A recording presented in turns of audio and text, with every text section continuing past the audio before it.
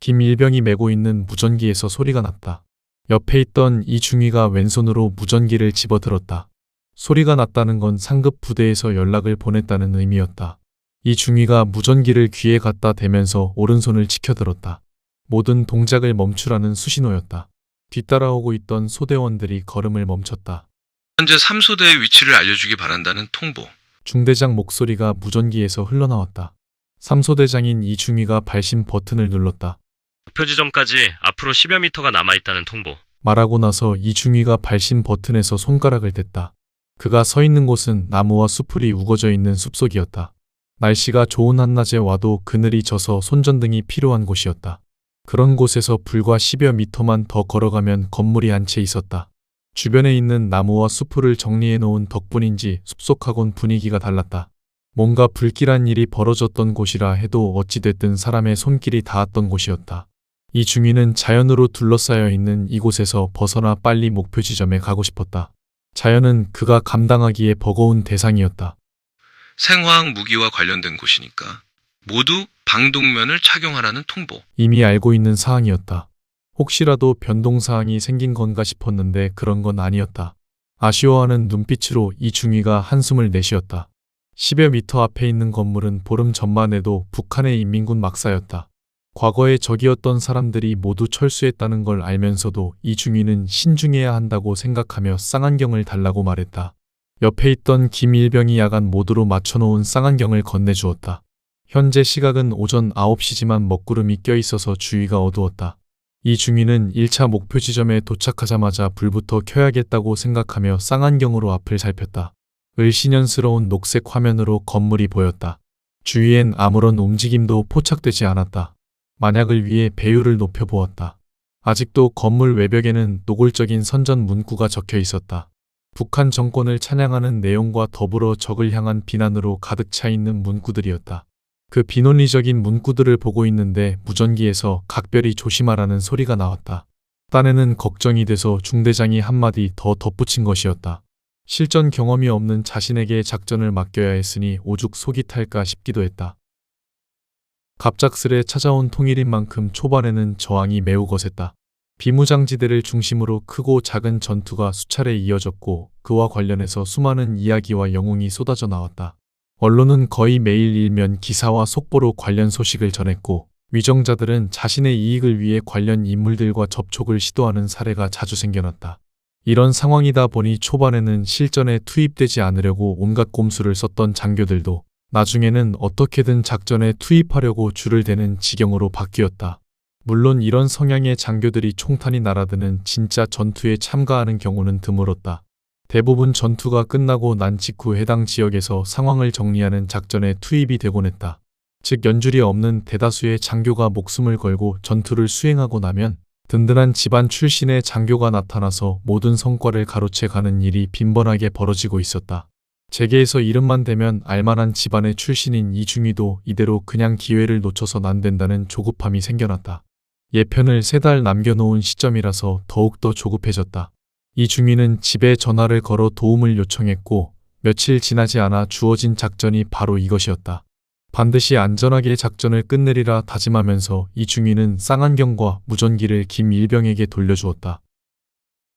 그는 쌍안경을 어깨에 메고 있는 무전기 본체에 붙여놓았다.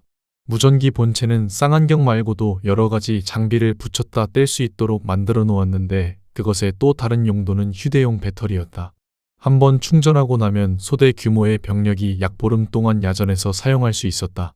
없어서 난될 장비를 둘러맨 김일병이 어깨끈을 추스르며 이중위를 보았다.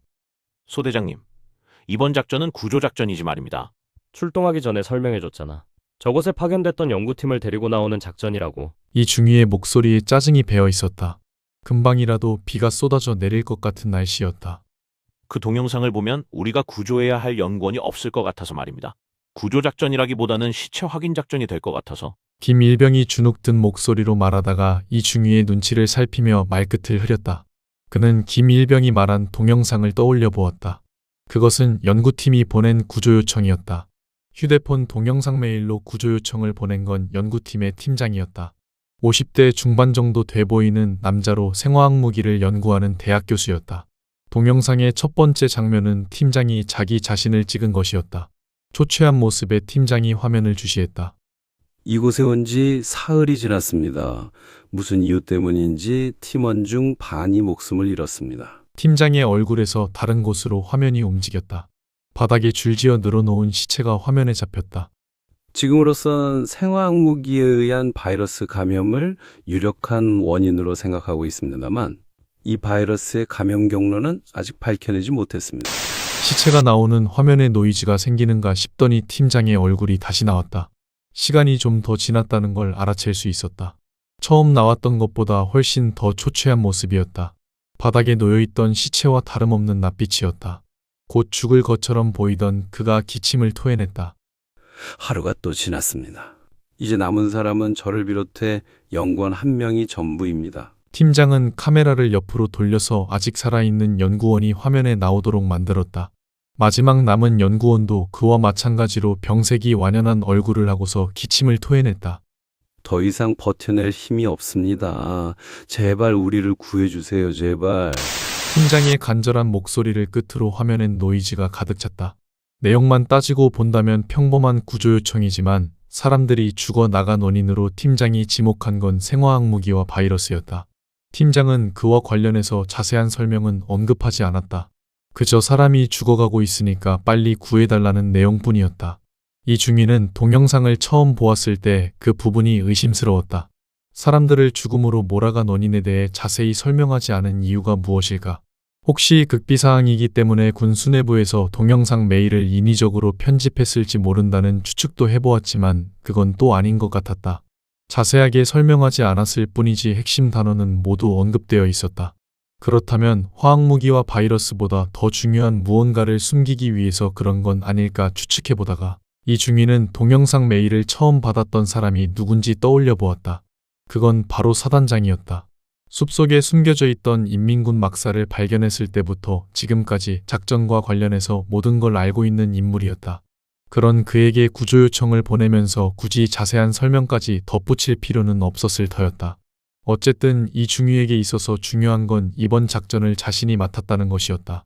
사단장은 동영상 메일을 받은 즉시 구조팀을 꾸리라는 명령을 내렸고 명령을 받은 작전 참모는 이번 작전이 그다지 위험하지 않을 것 같다는 판단하에 이 중위를 선택했다. 그 모든 상황이 불과 1시간 만에 이루어졌다. 그 후 2시간 뒤 이 중위가 소대원들 앞에서 작전을 브리핑했고 잠깐 쉴 틈도 없이 3소대는 완전 군장을 한 채 군용 트럭에 올라탔다. 실탄과 수류탄까지 지급받은 소대원들은 긴장한 상태로 작전 지역에 도착하기만을 기다렸다. 트럭 바닥에 쌓여있던 담배꽁초가 그들의 심정을 대변해주는 듯했다. 작전 지역까지는 90여 분이 걸렸다. 평상시 훈련한 대로 신속하게 트럭에서 내린 소대원들은 낯선 풍경에 약간 주눅이 들었다. 통일이 된 지 겨우 2달이 지났을 뿐이었다. 북한 거리에는 아직도 옛 정권의 흔적이 남아 있었다. 실전 경험이 없는 이 중위도 소대원과 똑같은 상태였지만 겉으로 그런 속내를 드러내 보일 수는 없었다. 정신을 바짝 차리려고 노력하면서 목표 지점을 향해 걸음을 옮겼다.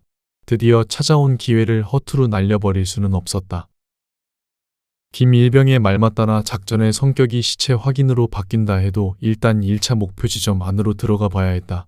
앞을 살펴본 이중위가 오른손을 들어서 뒤에 있는 소대원들에게 실탄을 장전하라는 수신호를 보냈다. 준비하고 있던 소대원들이 놀이쇠를 힘껏 잡아당겼다. 실탄이 장전되는 소리가 동시다발적으로 들려왔다. 조종관을 안전에 맞춰놓은 상태에서 5m 앞으로 전진했다.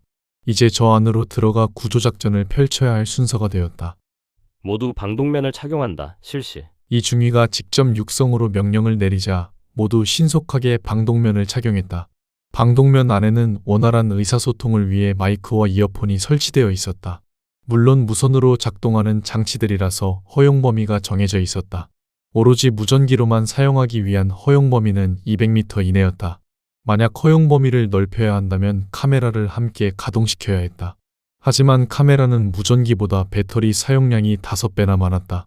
이 중위는 일단 무전기 기능만 켜놓은 채 이어폰이 있는 부분을 손가락으로 두드려 보았다. 각 분대별로 장비를 점검한다. 실시. 이 중위의 명령이 마이크를 통해 소대원들에게 전달되었다. 방독면과 소총 등의 장비를 점검하는 목소리가 이어폰을 통해 들려왔다. 이상 없다는 보고가 여기저기에서 나온 뒤 각 분대장들이 이중위에게 이상 없음을 최종적으로 보고했다. 실전에 한 번도 나가본 적 없는 소대에서 장비에 이상이 있을 리가 없었다. 1분대에서 3분대까지 모두 이상무. 말한 다음 이중위가 김일병을 보았다. 시선을 의식한 김일병도 이중위 쪽으로 고개를 돌렸다. 무전기 및 소총과 방독면 모두 이상 무. 김일병이 마지못해 장비 점검에 대한 결과를 보고했다. 평상시에 훈련할 때는 김일병의 보고를 생략하는 경우가 많았다. 바로 옆에 있어서 굳이 보고해야 할 필요가 없었기 때문이었다. 하지만 그건 훈련을 할 때 얘기였다. 비록 구조작전이라 해도 이것은 실전이었다. 이중위는 교본에 나와 있는 대로 작전을 수행하기 위해 최대한 노력했다. 괜히 훈련할 때처럼 편하게 진행하다가 일이 잘못되면 모든 책임을 자신이 져야 했다. 그런 일이 벌어져선 안 된다고 생각하며 이중위는 작전을 실시하라는 명령을 내렸다. 사전에 계획해놓은 대로 소대원들이 움직이기 시작했다. 1분대장이 커다란 절삭기를 들고 신속하게 뛰어갔다. 그가 뛰어가고 있는 곳은 담장과 담장 사이에 있는 정문 앞이었다. 담장은 가까운 거리에서도 막사가 보일 정도로 높지 않지만 위쪽에 설치해놓은 철조망 때문에 뛰어넘을 수가 없었다. 즉 건물 안으로 들어가기 위해 제일 쉽고 안전한 방법은 자물쇠를 제거하는 것이었다. 중대장이 그에게 언급한 바와 같이 이번 작전의 목표는 첫째도 안전, 둘째도 안전이었다. 1분대장이 절삭기로 자물쇠를 끊는 걸 확인한 뒤 이중위도 그곳으로 잽싸게 뛰어갔다. 안쪽 상황을 살펴보기 위해서 이중위가 정문을 밀었다. 쇠로 만들어진 정문이 날카로운 소리를 내며 열렸다. 아까 쌍안경으로 살펴봤듯이 안쪽에서는 인기척이 느껴지지 않았다. 1분대 막사 앞으로. 이중위의 명령에 따라 1분대장이 오른손을 들어 수신호를 보냈다. 대기하고 있던 1분대원들이 빠른 걸음으로 분대장 뒤를 따라갔다. 정문에서 막사 앞까지의 거리는 약 15m 정도였다. 제일 먼저 막사 앞에 도착한 1분대장이 출입문을 살펴보았다. 허름한 건물 외양과 달리 출입문은 전자 잠금 장치로 굳게 닫혀 있었다. 암호를 알아야 열 수 있는 장치였다. 사전에 계획해놓은 대로 이중위와 1분대장만 방독면에 영상장치를 가동했다. 대장님, 보이십니까? 1분대장이 방독면 위쪽에 있는 소형 카메라로 잠금 장치를 찍으며 물었다. 아직 정문 안으로 들어가기 전인 이중위가 개머리판을 어깨에 바짝 갖다 붙였다. 약간 아래쪽으로 해서 조금만 더 가까이 가봐. 전송되어 들어온 영상을 보며 이중위가 말했다. 영상은 방독면의 눈 부분에 있는 특수렌즈를 통해 나왔다. 만일의 사태에 대비하기 위해서 면밀하게 잠금 장치를 살펴보며 이중위는 작전 참모가 알려주었던 내용을 떠올렸다. 그것은 연구팀과 함께 이곳에 왔던 부대의 지휘관이 작전 참모에게 보고한 내용이었다. 그들은 연구팀의 신변을 보호하는 임무를 맡고 있었다. 연구팀이 이곳에 온 이유에 대해선 알지 못한 채 그들은 이미 확보되어 있던 막사 안으로 진입하려고 했다. 잠금 장치를 열기 위해 준비하고 있는데 팀장이 나서서 모든 활동을 중단시켰다. 민간인이 내린 갑작스러운 명령에 지휘관이 불쾌한 표정을 지어 보이자 팀장은 사단장 명의의 서류를 내밀었다. 그 서류엔 팀장의 명령이 최우선이라는 내용이 적혀 있었다. 기분이 나빴지만 사단장 명령이라니까 어쩔 수가 없었다. 팀장은 곧바로 두 번째 명령을 내렸다. 모든 병력은 막사에서 멀찌감치 물러나라는 명령이었다. 출입문 옆에 있던 지휘관을 포함해 모든 병력이 뒤로 물러서자 연구팀이 막사 앞을 가로막았다. 마치 잠금 장치의 암호를 보여주지 않으려는 행동 같았다. 그렇게 사람들이 애워싼 상태에서 출입문을 연 팀장은 그들에게 밖에서 대기하고 있으라는 명령을 내린 뒤 안으로 들어갔다. 막사 밖에서 대기하고 있던 그들이 팀장의 네 번째 명령을 받은 건 그로부터 1시간이 지난 뒤였다. 팀장은 한 사람도 남기지 말고 이곳에서 모두 철수하라고 명령을 내렸다.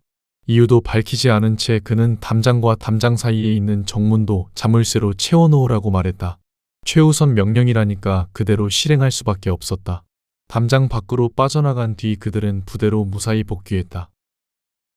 작전 참모는 얘기를 마무리 지은 뒤 한마디 덧붙였다. 만약 팀장이 살아있다면 그의 명령을 최우선으로 받아들여야 한다는 것이었다. 과연 살아있는 게 좋을지 아니면 죽은 채로 발견되는 게 좋을지 알 수 없는 가운데 이중위는 잠금 장치에 관찰을 마쳤다. 잠금 장치 말고 다른 위험한 장치가 있는 것 같지는 않았다. 이중위가 잠금 장치를 해제하라고 명령을 내렸다. 1분대장이 분대원 중 한 명을 불렀다. 상병 계급장을 달고 있는 분대원이 1분대장 옆으로 다가왔다. 그는 어깨에 메고 있던 작은 가방 안에서 손바닥만 한 크기의 장비를 꺼냈다. 훈련했을 때와 똑같이 케이블을 이용해 잠금 장치와 연결한 뒤 장비의 전원을 켰다. 연결되었습니다. 옆에서 작업이 진행되는 걸 지켜보며 1분 대장이 말하자 이중위가 방독면 옆에 붙어있는 버튼을 눌렀다. 왼쪽 렌즈에 나오고 있던 영상이 장비의 모니터 화면으로 바뀌었다. 화면 중앙에 있는 5자리 암호의 배합이 빠르게 바뀌었다. 암호는 숫자와 영문자가 섞여 있는 것이었다. 작은 크기지만 성능은 뛰어났다. 암호를 풀기 시작한 지 30초 만에 잠금 장치가 풀렸다. 1분대 잠시 대기하고 2분대 먼저 진입작전 실시하라. 이중위가 명령을 내리며 아까 그 버튼을 다시 눌렀다. 왼쪽 렌즈를 통해 나오던 화면이 사라졌다. 이제 평범한 렌즈처럼 앞이 보였다. 뒤에서 대기하고 있던 2분대가 담장과 담장 사이를 지나 안으로 들어가고 있었다. 2분대장을 선두로 분대원들이 막사 앞으로 다가갔다. 언제라도 방아쇠를 당길 수 있는 자세를 취한 채 2분대장이 조심스레 출입문을 열었다. 어두운 실내가 모습을 드러냈다. 2분대장이 소총에 달려있는 조명을 켰다. 복도가 길게 이어져 있었다. 바깥에서 보는 것보다 안쪽이 훨씬 더 넓은 듯했다. 2분대장이 막사 안으로 걸음을 옮겼다. 2분대장 카메라 켜봐. 계획했던 대로라면 진입팀은 막사 안으로 들어가기 전에 카메라부터 켜야 했다. 그렇게 강조했는데도 2분대장은 자신이 해야 할 일을 잊어버린 것이었다. 당장 달려가서 머리를 쥐어받고 싶지만 이중위는 애써 화를 참았다. 2분대장이 카메라를 켜자 왼쪽 렌즈에 어두운 복도가 나왔다. 불을 켤 수 있는 스위치를 찾아봐. 이중위의 명령에 2분대원 모두 벽을 향해 조명 불빛을 비췄다. 불빛에 의해 제일 먼저 드러나 보인 건 허공에 떠있던 먼지였다. 오랜 시간 동안 사람이 머물러 있지 않았다는 걸 증명하고 있는 듯한 장면이었다. 이중위는 고개를 갸웃거리며 화면을 보았다. 막사에 기거했던 인민군이 물러난 건 불과 나흘 전이었다. 그들을 정리하고 나서 이튿날 연구팀이 온 것을 감안해도 이런 분위기는 의외였다. 건물 안은 지금 2, 3년쯤 방치된 폐가와 같은 분위기가 감돌고 있었다. 이중위는 어두워서 그런 것뿐일 거라고 여기며 불빛이 닿아 있는 벽면을 살펴보았다. 스위치는 좀채 보이지 않았다. 어두운 곳에서 작전을 수행하긴 싫었다. 이중위는 막사 앞에서 대기하고 있던 1분대도 건물 안에 들어가 스위치를 찾아보라고 명령을 내렸다. 신속하게 안으로 들어간 1분대원들도 조명 불빛으로 벽을 훑기 시작했다. 12명이 켜놓은 조명 불빛이 어두운 공간 안에서 어지럽게 움직이고 있는데 어디선가 스위치를 찾았다는 목소리가 들려왔다. 1분대원 중 한 명이었다. 2분대장이 빠른 걸음으로 그곳을 향해 다가갔다. 왼쪽 렌즈를 통해 스위치가 보였다. 위로 올려봐. 불이 켜지나 확인해보자고. 스위치를 발견한 1분대원이 손가락을 살짝 갖다 댔다. 만일의 경우 부비 트랩이 설치되어 있을지도 몰랐다. 정권이 뒤집혔다는 걸 인정하지 않고 끝까지 항전할 뜻을 밝힌 쪽에서는 막사를 비우기 전에 부비 트랩을 설치해놓기도 했다. 얼마 전에도 막사에 들어갔던 아군이 별 생각 없이 문을 열었다가 참혹하게 폭사당한 적이 있었다. 그 소식을 기억하고 있는 1분대원이 마른 침을 꿀꺽 삼켰다. 조명 불빛이 모두 스위치를 비추고 있었다. 꾸물거리지 말고 어서 올려. 이중위가 목청을 높이자 1분대원은 스위치를 올리면서 잽싸게 뒤로 물러났다. 그를 에워싼 채 상황을 지켜보던 소대원들도 함께 뒤로 물러났다. 현장에 투입된 상황에서는 당연한 반응이었다. 그 짧은 순간에 가장 의외의 반응을 보인 건 어이없게도 이중위였다. 안전하게 막사 밖에서 상황을 지켜보던 이중위도 덩달아 뒤로 물러났다.